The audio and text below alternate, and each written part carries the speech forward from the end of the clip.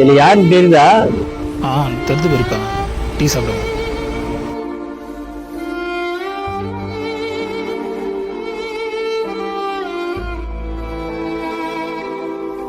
காசு வரும் இன்னும் கொடுக்கல.